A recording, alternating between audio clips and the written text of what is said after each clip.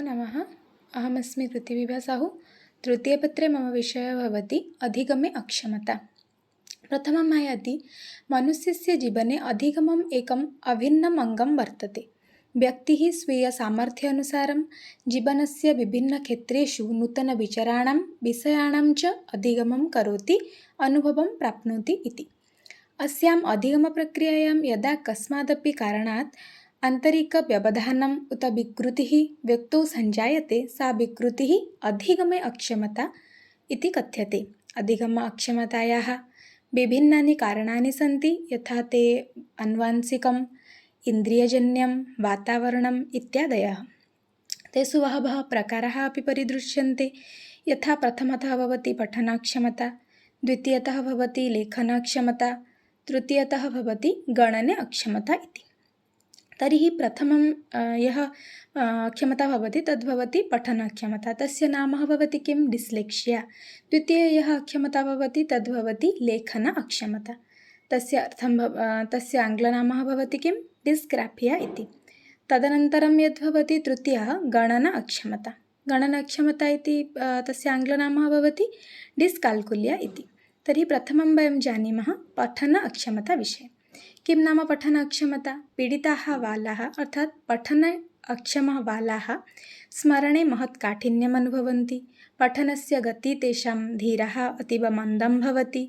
वर्णानाम् उच्चारणे, समान आकृतियुक्तवर्णानाम् अवगमने, अर्थात् समान आकृतियुक्त ये वर्णाः सन्ति तासाम् अवगमने, तासाम् अवबोधं कर्तुं शब्दार्थे तेषां कृते महान् क्लेशः सञ्जायते। विषयस्य प्रत्यास्मरणं कर्तुं समर्थाः न भवन्ति ते अक्षमबालाः। शब्दानां प्रत्यभिज्ञाने प्रायः एते बालाः त्रुटिं तु कुर्वन्ति। तस्य समाधानं किम्? अधिकाधिक्य तेषां कृते अधिकाधिक्य मौखिकपरीक्षां भवेत्, मौखिककार्यं स्यात्, कृत्वा अवगमनम् एतस्य सूत्रस्य प्रयोगमपि स्यात्, अर्थात् एतस्य सूत्रस्य आधारेण पठनमपि भवेत्। हस्तलेखं संशोधयितुं पृथक् कार्यपुस्तकमपि दद्यात्, सामूहिककार्यं करणीयं। तदनन्तरम् आयाति लेखने अक्षमता इति। लेखने अक्षमता इत्यस्य आङ्ग्लनाम किं भवति न? डिस्ग्राफिया। तर्हि एते बालाः लेखने काठिन्यम् अनुभवन्ति, तेषाम् अक्षराः स्पष्टः न भवन्ति, लेखाः अपि स्पष्टः न भवन्ति, अस्पष्टरूपेण ते लेखनकार्यं कुर्वन्ति। अङ्कनी लेखनीं च स्वीकर्तुं ते कष्टः अनुभवन्ति, तस्य लेखने गतिः न भवन्ति। श्रुतलेखने अपि ते असमर्थं भवन्ति। लेखने साकं स्मृतिस्तरे अपि महती न्यूनता दृश्यते तेषाम्, अर्थात् ये लेखने अक्षमाः सन्ति तेषां न केवलं लेखनेषु दोषाः भवन्ति, त्रुटिः भवन्ति, अपि तु तेषां स्मरणशक्तिः अपि न्यूनाः भवन्ति।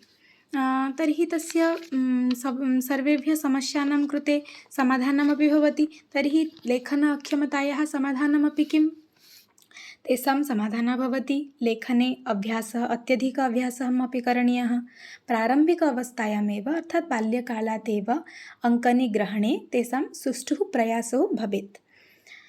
तदनन्तरम् आयाति गणने अक्षमता अर्थात् डिस्ग्राफिया इति। डिस्ग्राफिया इत्यस्य बालानां दोषं किम्?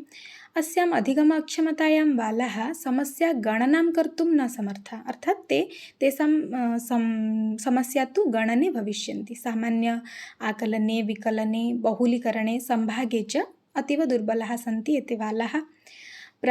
प्रश्नान् ते अवगन्तुं नार्हन्ति, गणित तु कर्तुं नार्हन्ति, आकलनं स्थाने विकलनं कुर्वन्ति, क्रमशः लेखितुं महत् कष्टं तु अनुभवन्ति। सामान्यगणना एतेषां कृते बृहत् कार्यमपि भवन्ति। समाधानम्: अङ्कगणिते पौनपुन्येन अभ्यासः अपेक्षितः, क्रीडाविधिना पाठनं स्यात्, वास्तविकवस्तूनि मध्ये गणना पाठनीया। एतत्तु भवति तेषां कृते समाधानं। ते तु गणनां करिष्यितुं बहवः दुर्बलाः भविष्यन्ति तेषु क्षेत्रेषु। एतदर्थं तेषां कृते यदि एते समाधानाः भविष्यन्ति, एते निराकरणाः भविष्यन्ति, ते तु